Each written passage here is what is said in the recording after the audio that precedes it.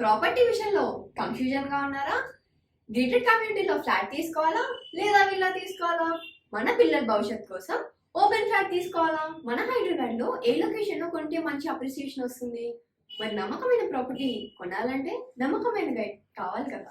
Property advisor కోసం సంప్రదించండి Varahaswamy property గూగులర్.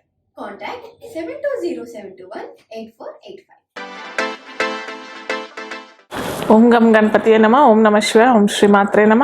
సర్వమంగళ మాంగళ్యే శివే సర్వార్థ సాధికే శరణ్యే త్రయంబకే దేవి నారాయణి నమస్తుతే.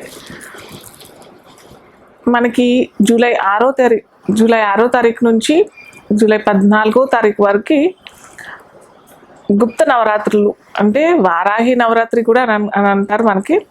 సో ఈ గుప్త నవరాత్రులు వారాహి నవరాత్రి అనేది మనము ఎలా చేసుకుంటాము, ఎలా చేసుకుంటే మనందరికీ భక్తులకి మంచి జరుగుతుంది, ఏ ప్రయోజనాలు జరుగుతాయి, ఏ రాశుల వరకు కూడా ఎలా ఉంటాయి, అవన్నీ మనం ఈరోజు తెలుసుకుందాం. అయితే ఈ వారాహి నవరాత్రి అనేది ఏదో కొత్తగా వచ్చింది, ఏదో ఈ మధ్య ఎక్కువగా ప్రాచుర్యం చెందుతుంది, బాగా యూట్యూబ్లో అన్నిట్లో చెప్తున్నారు, ఏంటో కొత్తగా ఒక 2 సంవత్సరాలు 3 సంవత్సరాల నుంచి బాగా అవుతుంది, ప్రాచుర్యం చెందుతుంది అన్నది కాదు. ఇది ఎప్పుడు చాలా ప్రాచీనమైన పద్ధతే, చాలా ప్రాచీనంగా ఎప్పటి నుంచో మన పురాణాల్లో చెప్పబడింది. దీనికి మన ప్రామాణికం కూడా ఉంది. మనకి దేవి భాగవతంలోను అలాగే బ్రహ్మ వ్యవస్థ పురాణంలోనూ కూడా చెప్పబడింది, క్లియర్గా చెప్పబడింది.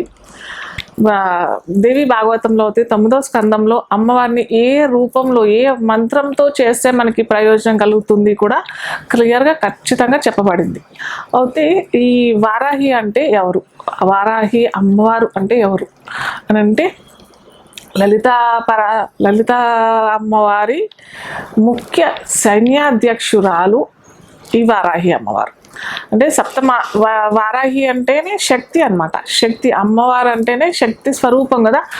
అమ్మవారి శక్తి స్వరూపాలలో 7 శక్తి స్వరూపాలు, అవి మాతృకల రూపకంగా మనము కీర్తిస్తామన్నమాట. అటు శక్తిగాను కీర్తించబడుతుంది అమ్మ, అలాగే తల్లిగా అమ్మగా మాతృత్వానికి ప్రతీకగా కూడా మనము అమ్మవారిని వారాహి అమ్మవారిని కొలుస్తాం అన్నమాట. అది ఏంటి అని అంటే సప్తమాతృకలుగా మనకి శక్తి స్వరూపాలు ఉంటాయి. దాంట్లో సప్తమాతృకల్లో ఒకరైన అమ్మవారు వారాహి అమ్మవారు.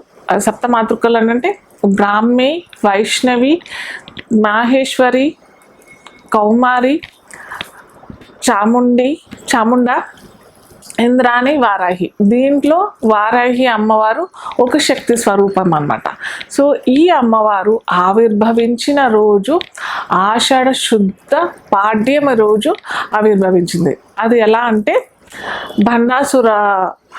అసురుడు అనే అసురుడిని అమ్మవారు సంహరించే టైంలో ఈ అమ్మవారైన వారాహి అమ్మవారు ముఖ్య సైన్యాధ్యక్షురాలుగా నియమించబడుతుందన్నమాట. అప్పుడు అమ్మవారు ఆ భండాసురుని సంహరించే టైంలో భండాసురు యొక్క ముఖ్యమైన సైన్యాధ్యక్షుడు కూడా ఉంటాడు. ఆ సైన్యాధ్యక్షుడిని ఈ అమ్మవారు సంహరించడం మూలంగా, అది ఏ రోజు అంటే సంహరించే మూలంగా ఈ అమ్మవారికి, ఈ వారాహి అమ్మవారుగా అంటే భూమి మీద ఈ భండాసుర రాక్షసుడు అనేది తిరుగుతూ ఉన్నాడు. భూమి మీద అమ్మవారు వచ్చి ఈ రాక్షసుడిని, ఆ సైన్యాధ్యక్షుడిని, భండాసుర సైన్యాధ్యక్షుడిని విశుక్రుడు అనే సైన్యాధ్యక్షుని సంహరిస్తుంది. కాబట్టి అమ్మవారికి వారాహి అనే అమ్మవారితో ప్రాచుర్యం చెందినది. ఆ రోజు ఆవిర్భవించిన రోజు మనకి ఆషాఢ శుద్ధ పాడ్యమి రోజు జరిగింది. కాబట్టి అమ్మవారు లలిత అమ్మవారు చాలా ప్రసన్నం చెంది ఈ 9 రోజులు నవరాత్రులు ఎవరైతే నేను కీర్తించి అమ్మవారిని పూజించి భూమి కోసమో లేదా ఇళ్ళ కోసమో లేదా ఇంకేదన్నా కోరికతో కూడిన పూజ చేస్తారో వారికి తప్పకుండా నా ఆశీర్వచనం కూడా, నా సహకారం కూడా భక్తులకి లభిస్తుంది అని చెప్పేసి లలిత అమ్మవారు ఈ వారాహి అమ్మవారికి తను వాక్కు ప్రసాదిస్తుంది అనమాట. సో అలాగా ఈ వారాహి అమ్మవారికి ప్రాచుర్యం చెంది, ఇది జరిగింది ఎప్పుడో కదా, ఎప్పుడో మనకి కృతయుగంలోనో ఎప్పుడో జరిగిందనమాట. ఆ యుగంలో జరిగిన నుంచి అప్పటి నుంచి ఇది ప్రాచుర్యం చెందిన పూజనే. కాకపోతే ఇప్పుడు మనకి సోషల్ మీడియా బాగా ప్రాచుర్యం చెంది మనకి ఈ రోజుల్లో ఇప్పుడు మనకి అందరికీ అందుబాటులో వచ్చింది, తెలుస్తోంది అనమాట. సో ఇది ఇంకా ఏంటంటే బాగా సౌత్ ఇండియాలో అంటే మనకి ఈ తమిళనాడు ప్రాంతంలో, చెన్నైలో ప్రాంతంలో బాగా ఎక్కువ ఎప్పటి నుంచో చేస్తారు. కొన్ని సంవత్సరాల నుంచి, కొన్ని 50 సంవత్సరాల నుంచి అక్కడ బాగా ప్రాచుర్యం చెందిన పూజనే ఇది వారాహి. మన ఇక్కడ తెలుగు రాష్ట్రాల్లో మటుకు ఈ 5-10 సంవత్సరాల నుంచి బాగా ప్రాచుర్యం చెందుతుంది. ఇక 2-3 సంవత్సరాల నుంచి అయితే ఎక్కువగా మనకి అందుబాటులోకి వచ్చేసింది మనకి వారాహి మాత అమ్మవారి గురించి.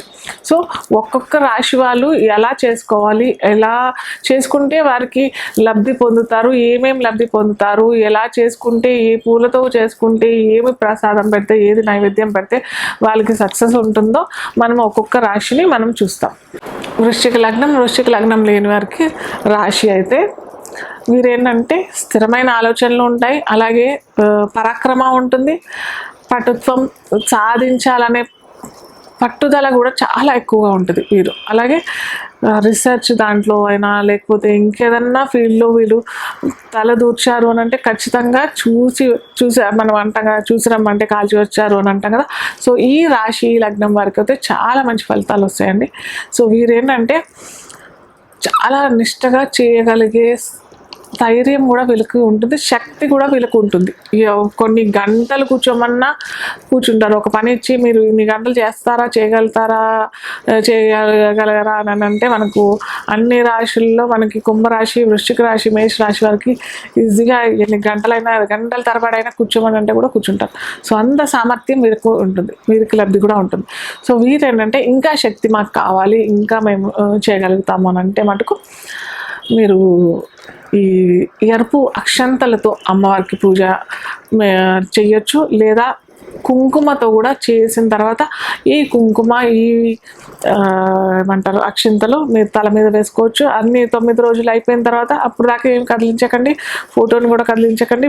విగ్రహం పెడతాను అని అంటే నేనైతే చెప్పా కదా వద్దనేసి, కలశం పెట్టుకుంటే మంచిది కాబట్టి కలశారాధన చేసినప్పుడైనా కానీ కలశానికి మనము అక్షింతలు వేసినా కానీ ఆ అక్షింతలైనా కుంకుమైనా తీసుకొని మళ్ళీ ధారణ చేసుకోవచ్చు. అలాగే సౌభాగ్య రూపకంగా అందరికీ పంచిపెడతా అంటే కూడా అది కూడా చాలా మంచి ఫలితాలే, విశేషమైన ఫలితాలు.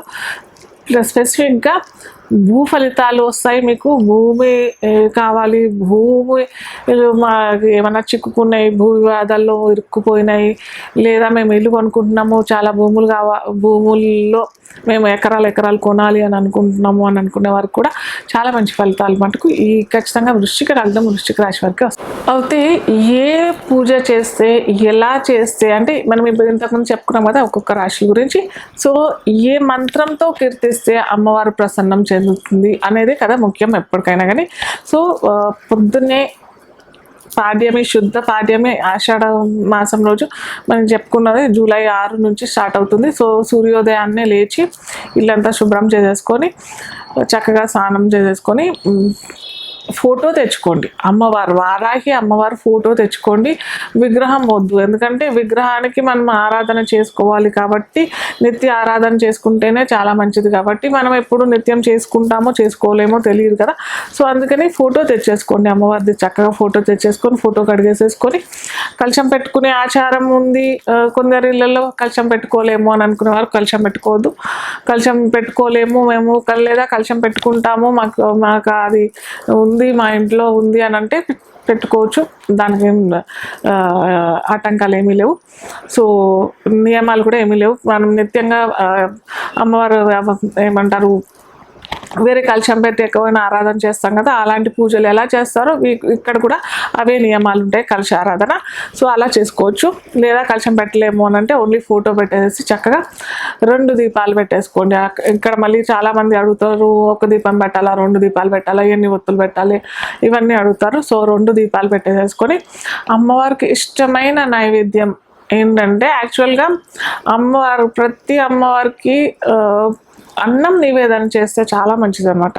అన్నం నవరాత్రి అన్నాం కదా, 9 రోజుల్లో ఒక్కొక్క రకమైన అన్నం, పులిహోర, కట్టు పొంగలి, పులిహోరలో కూడా చిత్రాన్నము, నిమ్మకాయ పులిహోర ఇవన్నీ ఉన్నాయి కదా. సో ఇలా అన్నం పెట్టుకోండి, ఒకరోజు పరమాన్నం అన్న పెట్టుకోండి, ఒకరోజు చక్కెర పొంగలి అన్న పెట్టుకోండి. ఇలా మీ ఇష్టం. అవన్నీ మేము ఏమీ పెట్టుకోలేము అని అంటే ఒక బెల్లం ముక్క పెట్టుకుంటే సరిపోతుంది. వీటితో పాటు ఖచ్చితంగా పెట్టుకోవాల్సింది ఏంటంటే బెల్లం పానకం. బెల్లం పానకం అమ్మవారికి చాలా ఇష్టమైన పానకం అనమాట. ఇక్కడే కాదు, వారాహి అమ్మవారిదనే కాదు, ప్రతిసారి ఎక్కడైనా ఎప్పుడైనా కానీ మనము వరలక్ష్మి వ్రతంకైనా ఇంకా వేరే ఏ పూజలు చేసినా కానీ అమ్మవారికి బాగా ప్రీతికరమైన ఏదన్నా ఉంది అని అంటే అది పానకం, బెల్లం పానకం. బెల్లము దాంట్లో నీళ్ళు పోసేసి యాలకులు కొద్దిగా అది అంటే పొడి వేసేసుకొని, ఏమైనా ఇంకా సుగంధ ద్రవ్యాలు ఏమైనా వేసుకోవాలంటే వేసేసుకొని చక్కగా చేసేసుకున్నాను అనుకోండి. అది నివేదన ఖచ్చితంగా రోజు చేయాలి. మీరు అన్నం పెట్టినా పెట్టకపోయినా ఇదే పెట్టండి, ఖచ్చితంగా పెట్టేసి బెల్లం ముక్క పెట్టుకున్నా సరిపోతుంది. అలాగే అష్టోత్తర నామావళి మనకి వారాహి అమ్మవారిది అది లభిస్తుంది మనకి యూట్యూబ్లో చూసుకుంటే, ఇక్కడ బాగానే దొరుకుతాయి. సో అది చేసుకోండి. లేదా 12 నామాలు కూడా ఉంటాయి అమ్మవారిది, 16 నామాలు కూడా ఉన్నాయి అమ్మవారిది. కేవలం ఆ 12 నామాలైనా చదువుకోవచ్చు, 16 నామాలైనా చదువుకోవచ్చు. అలాగే బిల్వ పత్రాలతో ఆరాధన చేస్తే కూడా చాలా మంచిది. చేసిన తర్వాత ఇవన్నీ మేము ఏం చేసుకోలేము ఆ అష్టోత్తర నామాలని చదువుకోలేము అని అనుకుంటే మటుకు ఒక చిన్న నామం చెప్తాను, అది చేసుకున్నట్టయితే ఖచ్చితంగా మీకు అనుకున్న కోరికలు అని అంటే వారాహి అంటేనే భూమి కారకురాలు, భూమిలో పుట్టిన, భూమిలో ఆవిర్భవించిన అమ్మవారు కాబట్టి మనము భూమాత కూడా అని చెప్పవచ్చు. కాబట్టి సో ఎవరికైనా ఇల్లు కావాలి, భూమి కావాలి, భూమి వివాదాలు జరుగుతున్నాయి, కోర్టు వివాదాలు జరుగుతున్నాయి, జాబ్ కావాలి, జాబ్ దొరకట్లేదు, వివాహం అవ్వట్లేదు, సంతానం కలగట్లేదు, ఇలాంటివన్నీ అవుతున్నాయి అని అంటే మటుకు ఈ నామం చెప్పుకొని మీరు 108 సార్లు, ఖచ్చితంగా ఇదైతే నామం 108 సార్లు చేసుకొని బిల్వపత్రాలతో అమ్మవారిని పూజిస్తే మటుకు ఖచ్చితంగా మీరు అనుకున్న ఫలితాలు తప్పకుండా లభిస్తాయి. ఈ 9 రోజులు చేసుకోలేని వారు కనీసం 3 రోజులైనా చేసుకుంటే చాలా మంచి ఫలితాలు వస్తాయి. 3 రోజులు కూడా మేము చేసుకోలేము, ఒక్క రోజు అయినా చేసుకుంటాము అని అంటే మటుకు ఒక్క రోజైనా చేసుకోవచ్చు. అది శక్తి ఆరాధన కాబట్టి సాయం సంధ్యా వేళల్లో అంటే 6-7 తర్వాత మీరు చేసుకుంటే మటుకు మంచి అద్భుతమైన ఫలితాలు, అనుకున్న కోరికలు నెరవేర్చడానికి ఈ అమ్మవారు సంసిద్ధమై ఉంటుంది. సో మనకి లలిత అమ్మవారే ఇచ్చింది కదా, అభయహస్తం ఇచ్చింది కాబట్టి ఖచ్చితంగా మీరు అనుకున్న కోరికలు నెరవేరుతాయి. అయితే ఇదేంటంటే ఓం శ్రీం, ఒక్కసారి మళ్ళీ పెట్టలేదు, నామం మర్చిపోయాను. ఓం హ్రీం శ్రీం క్లీం వసుదాయై నమః. ఇది చదువుకోండి. 108 సార్లు చదువుకుంటే మీరు అనుకున్న కోరికలు తప్పకుండా నెరవేరుతాయి. సో ఇది రీసెంట్గా నేను పోయిన సంవత్సరం ఒక ఆవిడకి పాపం ఇల్లు ఎప్పటి నుంచో ఒక 5 సంవత్సరాల నుంచి చాలా కోరికగా ఎదురు చూస్తూ ఉంది. సో మా పక్క వాటల్లోనే దిగడం జరిగింది. తనకి అదే 9 రోజులు తూచా తప్పకుండా ఈ ఆకులతో పూజ చేయటము, తనకి ఆ ఫ్లాట్ ఇలా ఉంది అని చెప్తే తను తొందరగా వచ్చి తీసుకోవడం, అడ్వాన్స్ కూడా పే చేయలేని పరిస్థితిలో ఉంది. కానీ ఎక్కడి నుంచో ఎలాగో అమ్మవారి కృపనో అమ్మవారి దయనో చెప్పలేము, కానీ తనకి ఆ లబ్ధి పొందడం జరిగింది. ఫైనాన్స్ లోను అవన్నీ కూడా సడన్గా ఆటోమేటిక్గా వితిన్ 1 మంత్ లాస్ట్ ఇయర్ నాకు తెలిసి జూలైలో వచ్చింది. అప్పుడు కూడా జూలైలోనే వచ్చింది. సో జూలైలో తను ఈ 9 రోజులు నవరాత్రి చేసుకున్న వితిన్ జూలైలో, అది ఆషాఢ మాసం కాబట్టి నేను అడ్వాన్స్ వద్దని చెప్పాను, ఆపాను, కాసేపు కొన్ని రోజులు ఆపాను. ఆషాఢం అయిపోయిన తర్వాత శ్రావణ మాసంలోనే తను అడ్వాన్స్ ఇవ్వటము, తను ఇప్పుడు చక్కగా గృహప్రవేశం కూడా కార్తీక మాసంలో చేసేసుకుంది. సో ఇలా ఉంటుంది, అంత అద్భుతమైన ఫలితాలు ఇస్తారు. మెయిన్గా భూ వివాదాలకి, కోర్టు వివాదాలకి, సంతానం లోపం లేదా సంతానంకి ఇబ్బంది అవుతుంది అన్న వారికి కూడా చాలా చక్కటి ఫలితాలు ఇస్తుంది ఈ అమ్మవారు. సో ఇది తూచా తప్పకుండా చేసుకోండి, అందరూ లబ్ధి పొందాలని నేను మన భక్తుల నుంచి కోరుతున్నాను.